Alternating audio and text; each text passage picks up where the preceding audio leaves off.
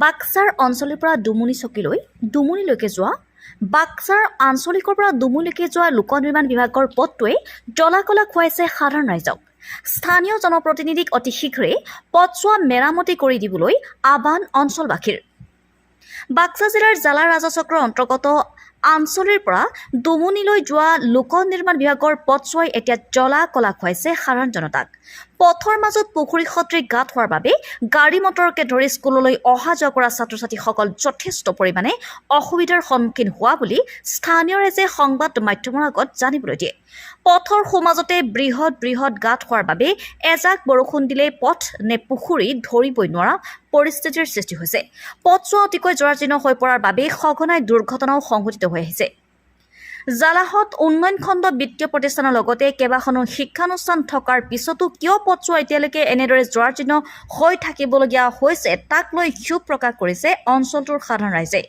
স্থানীয় ৰাইজে সমষ্টিটোৰ বিধায়ক তথা অসম চৰকাৰৰ কেবিনেট মন্ত্ৰী উৰ্খাও গৌৰা ব্ৰহ্মৰ লগতে সেই সময়ত BTCৰ ককলাপাৰা পৰিষদীয় সমষ্টিৰ পৰা নিৰ্বাচিত হৈ বৰ্তমান BTCৰ মুখ্য কাৰ্যবাহী সদস্য হ'বলৈ সক্ষম হোৱা প্ৰমোদ বড়োক পথছোৱা অতি সোনকালে মেৰামতি কৰাৰ ব্যৱস্থা কৰিবলৈ আহ্বান জনায়। News desk report, Arunodoi Assam. দাদা, পুখুৰী সদৃশ গাঁত কি ক'ব? পুখুৰী গাঁতটোৰ কাৰণেতো বহুত অসুবিধা হৈ আছে।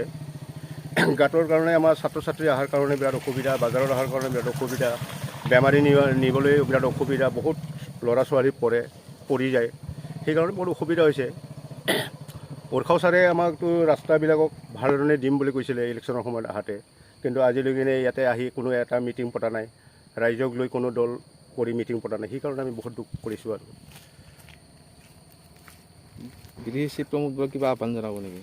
আহ্বান মানে তেখেতেতো আহাতে আমাক বহুত ভাল কথা কৈছিলে ইলেকশ্যনৰ সময়ত, যে মোকে ভোট দিয়ক, মোকে জিতে দিয়ক, সেইবিলাক ৰাস্তা মই সম্পূৰ্ণ ভাল কৰি দিম, আৰু আপোনালোকৰ ঘৰে ঘৰে সম্পূৰ্ণ ল'ৰা ছোৱালীক যিবিলাক শিক্ষা আছে সেইবিলাকক মই চাকৰি দিম চলাব পৰাকৈ, সেইবিলাক কথা কৈছিল। এতিয়া কিন্তু কোনোদিন দেখা দেখিয়ে নাই। দাদা, এইটো ৰাস্তা ক'ৰ পৰা ক'ক লাগি যায়? নমস্কাৰ। এইটো ৰাস্তা অঞ্চলৰ পৰা দুমনিলৈকে যায়। এই দেখা পাইছোঁ একদম গাঁত, পুখুৰী সদৃশ গাঁত হৈছে, কি ক'ব এই ক্ষেত্ৰত? এই ক্ষেত্ৰততো আমি ক'বলগীয়া বহুত আছে। আমি কেবিনেট মন্ত্ৰীও আমি পাবলৈ সক্ষম হৈছিলোঁ, আৰু আমাৰ ইয়াৰ পৰাই প্ৰমোদ বড়ো জিকি গৈছিলে চিফ তেখেতে বৰ্তমান, কিন্তু জিকাৰ পৰা আমি তেওঁলোকক আজিলৈকে দেখা পোৱা নাই, আৰু তেওঁলোকে বহুত ৰাইজৰ আগত প্ৰতিশ্ৰুতি দিছিলে, আৰু কিন্তু প্ৰতিশ্ৰুতি আজিলৈকে আমি এটাও দেখা পোৱা নাই। আৰু সেইখিনিয়ে আৰু ছুইজাৰলেণ্ড বনোৱাৰ কথা কৈছিলে।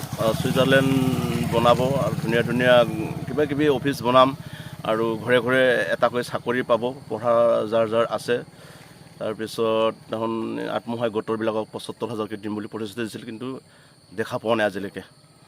ল'ৰা ছোৱালী স্কুলীয়া ল'ৰা ছোৱালী অহা ক্ষেত্ৰত কি ক'ব? ল'ৰা ছোৱালীৰ ক্ষেত্ৰতো যথেষ্ট অসুবিধা হৈছে। কেতিয়াবাতো ৰিটাৰ্ণ যায়, তাৰমানে ইয়াতে পঢ়ি কিনে কেতিয়াবা ঘৰত গুচি যায়, আৰু তাৰমানে স্কুলত আহিবই নোৱাৰে, ইমান লেতেৰা হৈ যায়, মানে যথেষ্ট অসুবিধা হৈছে। এতিয়া হাজাৰ হাজাৰ চলি আহে ল'ৰা ছোৱালী, এনেকৈ আমাৰ গধূলিগড়ৰ পৰা আহে, এনেকৈ আমাৰ আৰকৰাৰ পৰা আহে, এনেকৈ জালা ভেবলাৰ পৰা আহে, গতিকে যথেষ্ট অসুবিধাৰ সীমা নাই তাৰমানে অসুবিধাৰ। যিহেতু এই প্ৰমোদ বড়ো ইয়াৰ পৰাই চিফ হ'ব সক্ষম হৈছে, তেখেতক কিবা আহ্বান জনাব নেকি? আহ্বানটো জনালেও কাম নহ'ব যেন, তথাপি জনাব লাগিব, কাৰণ আমাৰ ইয়াৰ পৰাই তেখেতে চিফ পাইছে, আৰু আমাৰ ইয়াৰ সমষ্টিটো এৰি থৈ গৈছে, তামোলপুৰটো লৈছে, যথেষ্ট অসুবিধা হৈছে আমাৰ এই ক্ষেত্ৰত। গতিকে তেখেতক আহ্বান জনাব লাগিব যে ৰাস্তাটো আমাক ধুনীয়াকৈ বনাই দিয়ক, ভাল হওক, ল'ৰা ছোৱালীবিলাকে স্কুলত সুন্দৰভাৱে আহক, আৰু আমাৰ ইয়াত বিশেষ অসুবিধা বেমাৰী চেমাৰী অনা নিয়াৰ কাৰণে যথেষ্ট অসুবিধা, আৰু যথেষ্ট অসুবিধা বুলি কৈছোঁ। এইখিনি আৰু আহ্বান জনাইছোঁ, আৰু তেখেতে ৰাস্তাটো আহি চাওক, ভালদৰে বনাই দিয়ক, ৰাইজৰ প্ৰতিশ্ৰুতিবিলাক ৰাখক, আহ্বান জনাইছোঁ আৰু।